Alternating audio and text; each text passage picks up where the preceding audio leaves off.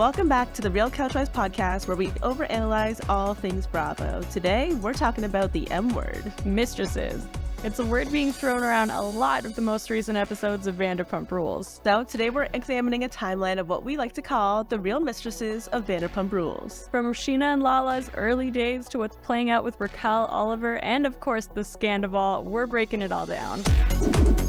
So, as Scheanna said herself, she was the OG mistress of Vanderpump Rules, and this is what really created the link between Beverly Hills to the spin-off Vanderpump Rules so many years ago. Yeah, so for those of you who don't know, Scheanna Shay was cheating with Brandi Glanville, who was on Real Housewives of Beverly Hills' husband, her ex-husband at the time, who was Eddie Ciprian. Eddie Ciprian then goes on to have a relationship with Leanne Rimes, who kind of becomes the main person that Brandi's really upset with throughout her seasons. Though she always holds a special place in her heart for Scheanna and her distaste for Scheanna in general. So season 1 of Vanderpump Rules really starts with a conversation between Brandi Glanville and Scheanna at SUR. And Scheanna literally ends that conversation and goes and starts her shift at SUR. But this is where we kind of see them resolve their relationship.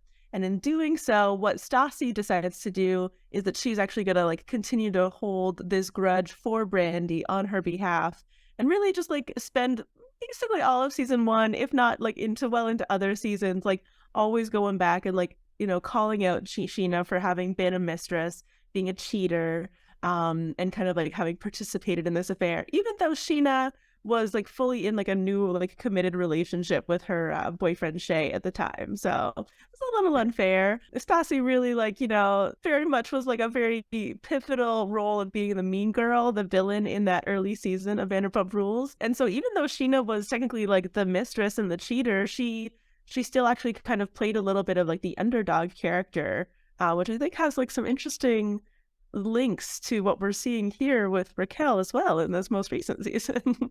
Yeah, it really does. This whole mistress word goes back so far, and it is kind of a big factor in I think why Vanderpump Rules was able to be so successful, because it created that super perfect link between Beverly Hills, like you just mentioned. They literally filmed a scene that carried you right into Vanderpump Rules, and Scheanna has really taken a lot of the brunt for being a mistress. All of the girls really used that to hate Scheanna from the beginning, and I think there was a lot of unfairness to it as well. Say what you will about Scheanna, she has, I think a lot of people think she could be annoying or she could be self-centered, but I feel at the beginning, the reason that they hated her was fully based off of the fact that she was a mistress and she was really young at the time, right? I'm sure there's a lot of reasons that kind of went into it, but it really was such a big factor in the beginning of the season, and she really did wear that with her for many, many years. Yeah, she really did. And it's actually really interesting now to kind of look back on those early seasons with Scheanna, because now it feels like she's gone through such a metamorphosis, right? And she's been through so many other labels, right? She had boy crazy a couple of years ago, and she's had some questionable decisions along the way. But it's hard for me to kind of remember now that is kind of what she was dealing with in that early season, because it just feels like we've come so far in her journey since then, which obviously gives us hope for kind of what Lala and Raquel might have also experienced, and kind of, some of the issues that they're kind of facing, warranted or unwarranted as it may be. That's obviously up to everybody's interpretation. But yeah, it's so hard to remember that it's so different than what we're seeing her as now.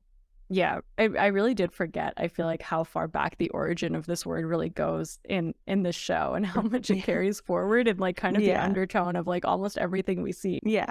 Well, and that's what's interesting too, is the way that Scheanna was always the one labeled as the mistress, right? She was always the one that had this problem. And even kind of when Kristen, and not to take it on in a whole other tangent, but when Kristen was the one that cheated with Jax, she was the one that was shunned from the group. And so it is kind of interesting how Scheanna was the one that was really gone after and labeled as a mistress, and we kind of see that come back in this most recent season with the way that Lala talks about her being labeled a mistress, right? Which I guess is kind of an interesting little way to bring us over to Lala. Lala really comes on the scene in season 4. She breaks through. She's the new kid on the block, and she shows up with her PJs and her Range Rover. So Lala comes on the scene, and Scheanna kind of passes the baton of the mistress title on to Lala, I guess. Yeah, she definitely does. So for then again, for those of you that don't know, Lala joined in season 4, right? So in season 4, we kind of like have Jax and Brittany starting a relationship. Lala's the new host at Sir. She's kind of like the cute young thing that kind of comes onto the scene, and she really quickly comes under fire for kind of like her mysterious like modeling career. And then also like her flirtations that she's having with Jax. He's in a relationship. And so she is labeled a home wrecker hoe bag. That is a quote. And then, we also like start to like see her kind of like receiving luxurious gifts, and like there's starting to be questions about kind of like different trips to Italy that she's going on and different things that might be happening in her life. All of a sudden she has this Range Rover. All of a sudden, she's going on private jets, quickly kind of like labeled as a bit like, okay, this woman's like a gold digger, a mistress, like a lot of those kind of like words that you would attach to like young women, especially in LA of all places too. And then we do kind of like find out that like Randall is like the person that she's seeing, and he's this like movie producer. It obviously comes out later that he's like a little bit sketchy. I think it was probably known to just a little bit sketchy, understatement, doing some nefarious things. But he really becomes like the central figure in her relationship throughout Vanderpump Rules, right? Like I think from season 5 up to season 9, like they are a couple essentially, and a lot of what we're kind of like seeing right now in season 10 kind of like carries through the narrative of what we've seen for her a lot of the time over the course of like her 6 seasons, right? With the whole like mistress label and everything. Yeah, it's funny because I don't remember, and it could just be like my memory here, but I don't remember her taking as much of like kind of a beating for this mistress title than Scheanna did. And I kind of wonder if it's because like at the time I think like the girls thought she was being like a little bit sketchy, like you said, in like her random trips to Italy, and like I feel like there was other things for them to talk about her. There were other things to talk about in reference to her, so I don't feel like she got held to the same standard that Scheanna was, but I could be misrepresenting it. Well, I think it was just different. Like I think that Scheanna's relationship with Eddie had been very clear. Like, okay, he had a wife, he had children. Like she was the like young server or whatever. I don't know how they met, but whatever. She was the young like woman that he like had an affair with. And Brandy had a very hard time understanding how Scheanna couldn't have known about her existence. And so that I think kind of like ties in kind of like a little bit of like why Scheanna was very clearly like labeled like more of a mistress and a cheater. Whereas as you say, yeah, like Lala, Randall was kind of sketchy. He was a similar situation. He had a wife, he had children, but I think in general, yeah, because it was kind of like a little bit more unknown exactly what her storyline was. She was also kind of like, flirtatious with Jax. She was flirtatious with James. They were kind of like hooking up. Like I think a lot of the issues that she was, or like the labels that she was also getting, were more kind of like about her being like promiscuous and like playing around, like not being like a serious person, like whatever. Maybe like like gold digger, I think would be kind of like an obvious one as well that would kind of come out for her. And she also didn't let them talk about Randall, right? Like he was just labeled as like my man for so long, and like I don't think they were able to really talk about him on camera, so maybe that plays into it as well. And also, like, side note, I'm sorry, but like I don't know about you, but like I feel like every time that she said that, like my man, for like the longest time, I was like, oh, what does this man look like? He must be fine, like he must be so good looking, like Lala is so cute, like. And then you like see like a picture of like Randall, and you're just like, oh, okay. I know. This is my guy. I think we talked about this in another episode, but we were like, honestly, she overhyped that so much, because like we would not have known or like asked questions about who he was. Like when we found out, we were all like that brought more attention to him, than had she just brought him in from the beginning. We were like, this, like, no one knows who that is. Yeah, exactly. It's like crickets, like tumbleweed, like what? Like, oh my god. Yeah, but anyway. And she also does claim that like she didn't know. Like I know now they say that they had like the marriage counselor come in and say that they were split up, and she didn't ask the right questions and she didn't press hard enough. So I think that's a big reason too why she's so kind of like upset. Obviously, no one wants to be called a mistress. And I think it is a very fair point to say that the women really do bear the brunt of it. It is like a scarlet letter for the women. And there's not even a term for the man. No. No, there's no equivalent. And that's just it. Like, even, like, I don't want to get ahead, but even in all this stuff that's like happening with Raquel, like the way that she's kind of like being able to like, be like labeled different words, like none of these words would stick to a man in the same way. Like, no. Yeah. And it's just, there's no word for it. It is super unfair. And, obviously we're like having an episode now where we're kind of like talking about like more just like the use of the word and how it's been talked about throughout the seasons and how it kind of weaves in and out of storylines and like even drives storylines,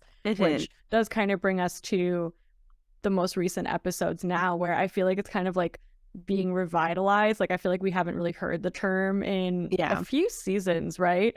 And then Raquel kind of brings all of this back up when she does refer to Lala as a mistress, and that kind of like sets Lala off in this most recent, or in a few episodes past. Like she's kind of like brought it up, I feel like, throughout like this season. I think she like briefly touched on it as well, like in like the last season with the because they're like in season 9, like in the reunion, they're talking about kind of like the dissolution of Lala's relationship, and I think that's when Raquel initially calls her a mistress. And it's just kind of like, it's so ironic that like now Raquel is like the mistress du jour, and she's like the one that's kind of like really brought this word back into like the vernacular of this TV show, right? Like, it's true. Nobody was using this for so long because also like they were all like in such like stable relationships, or like what seemed like stable relationships, right? Like Tom and Ariana were together for 9 years. Schwartz and Katie have been together for 12 years. Like Lala and Randall were engaged. Brock and Scheanna were engaged. And even like Raquel and James were engaged. Like they'd been together for 5 years. Like it really had been so like stable for like what felt like for so many years, and then all of a sudden it's just like all hell has broken loose in like the last like in between from season 9 to present, and all the things that have unfolded in season 10 as well. Now they're all like Spider-Man meme calling each other mistresses, like pointing at each other. Calling each other mistresses, but also being like, but you can't call me a mistress. That's not a cool thing for you to call me, but I can call you a mistress because I've decided that you are a mistress. Yeah, but that's exactly it. Like I remember it started at that dinner that they had in like Havasu, where like Lala was saying like, the fact that you're calling me a mistress and you're bringing that up, and the woman wears like the brunt of it, and like, okay, fair. But then to turn around a few episodes later and call Raquel a mistress, and the reason she's doing that basically is everything that comes to light with Oliver, which is Raquel had basically made out with Oliver, who happens to be Garcelle from Beverly Hills' son that Lisa has employed at one of her restaurants. So we're just like having the crossovers, all kinds happening everywhere. The Bravo universe is continuously expanding. Never quits. And then it comes to light that Oliver was not actually separated from his wife, or at least this is what the wife is saying. So Lala kind of jumps at the opportunity to say, you know what that is? That's a mistress. I think that one was a bit of a stretch, as even Lala kind of comes to say at the end of the episode, right? Like, I feel like to be like, in this situation, I hate that Raquel is making us almost like defend her in certain points, because it's like, we know that you actually were a mistress, so all of this is actually kind of irrelevant. Yeah. But in this specific scenario with Oliver, I do not think you could say that she was a mistress, because she also herself did not know. Yeah. And it was also like this one thing. It's like, it wasn't like a continued relationship that she had while knowing that he was still married. Yeah. Well, and that's just kind of it too, right? Like this whole like her not knowing. I think you see kind of like the similarities between these three people's like storylines of like being young and like basically not asking questions, allegedly not asking questions. Raquel's not that young though now. She's not that young. I know. I agree with that. A lot of people like just like think that she's a little bit like stunted, and I don't know. That's true. I have a hard time kind of like, balancing that, because I'm like, yeah, okay. but I'm also like, but you're 27 years old. Like how, like when can you say like you're like no longer responsible for your actions, or when you are responsible for your actions, right? Like That's true. But in this specific scenario, it's like he said that they were separated and like she just trusted that. mhm. I don't Yeah. think she can fault her for Yeah, that. for sure. For sure. And I think a lot of what we're kind of like seeing with Raquel and how they're responding to Raquel in the present moment, even without any of the Scandival, allegations that we know now, is that it's like also compounded with like the hookup with Schwartz that just happened, and like how like kind of like icky they feel about that and how upset they are with that. And so obviously they're like, well, great. Like even though this like Schwartz hookup wasn't like a mistress, it was still like a little bit too close to home. And Yeah. now this like hookup with Oliver, and it turns out that he is married. It's like a little bit like compounding and like creating this like narrative and allowing them to kind of like run around with this narrative and call Yeah. her a mistress and make fun of her and whatever. Yeah, for sure. I think like you said, it is kind of like a pattern of behavior that she's kind of been exhibiting of like poor, I guess like poor Like choices. choices and like just not really caring about the integrity of certain relationships. Yeah. So you can definitely see where it comes from, but it's like Yeah. you can't both say that that's like this really, like targeted word and it stays with you, and then go around and being like, oh, hey, what up, mistress? Like, yeah. Well, and I think that the Oliver one thing is extra complicated too, because of the Lala element and how Lala really felt like the only reason Raquel became interested in Oliver was because Lala was interested in Oliver, which I think carries some weight now that we're like, okay, so you went after Schwartz and he was with Katie. You went after Oliver and Lala liked him or had a crush on him or whatever. And you went after Sandoval, even though Ariana was in a relationship with him. Like that is a little strange that like that does kind of like point to some kind of pattern of like needing validation from men oh yeah, that like are unavailable to you, or like, or is it validation from men, or is it I need to like prove that I'm better than other women? And I think there's a lot of people that are like saying that too, like the pageant whole thing, and like you're always competing with women, so like if you're the one that he makes out with instead of Lala, then you get that validation of that's like, so great. I mean, yeah, Raquel clearly has like so many things to work through. It's her self-worth is 100% coming from like men, and, like you said, and then so much so that she's willing to like set all of her relationships on fire to get that type of validation. It's it just becomes such like a weirdly layered and complicated thing to talk about, because it's like, even Lala has come out and said on Instagram, like, you know what, in that scenario when I said you're not a mistress and don't let anyone tell you you are, I think like Jackson and Brittany were on their like rewatch thing that they have now, new podcast or whatever. I haven't seen it, but I saw a clip. And they're like, oh, I bet like Lala's kicking herself for this, and she's like, you know what, I'm not, because like in that scenario, in that isolated situation, she wasn't, which is fair. Like, in that scenario, she was not a mistress. But the other side of that coin is like Raquel is now going into all of her confessionals talking about this and crying, and like just like the way that she represented herself finding out about this, saying that like, this is putting me in a light that doesn't represent who I am, and like you're making me get all of this heat, is just like so pure irony, and just like because at the same time you literally were doing all of these things, just not in this scenario.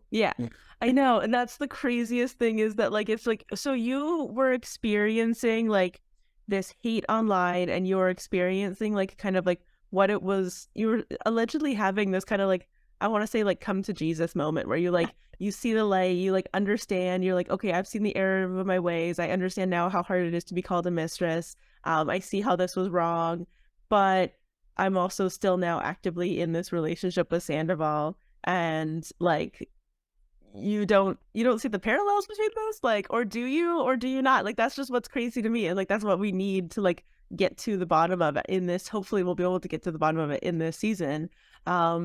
Is like, do you see how these two things, it's like the office meme where it's like corporate needs you to identify the differences in these image, and they're like, these are the same image, like like I need to know if she can see how these are the same thing or not, like, and they're not identical, I'll grant you that, but they are similar. And I feel like one life lesson should have been learned in this situation. And like, so crazy to think that she went in doing these confessionals while she was actually actively involved in having an affair with Tom Sandoval.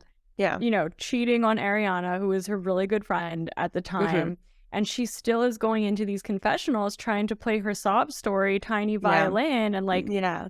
I almost like, she's really trying to manipulate the audience. Like her and Tom Sandoval are doing like backflips, like everything. acrobatics Yeah. to retell the telling of events. Yeah. To retell the telling of events. Yeah, totally. No, that's just it too. And I think this is also like, this is a season that's like really making us see how produced this can be, right? Like this storyline where she's like, I need to go to Lala and apologize to her, like now that I've like seen the error of my ways or whatever. That's what she like does. She like shows up to Lala's birthday party, and she's like there to apologize, and she's there to say like, I'm sorry, and she had to do it like right after like being at the date with Oliver. Like it couldn't wait another minute. Like I really do feel like it is, they've very much figured out the game and like how this works, and they're totally using it to their advantage to be able to craft this like incredible storyline about like Raquel and her like growth over the season and how much she's like changed and You're like so become, like, right. a different person.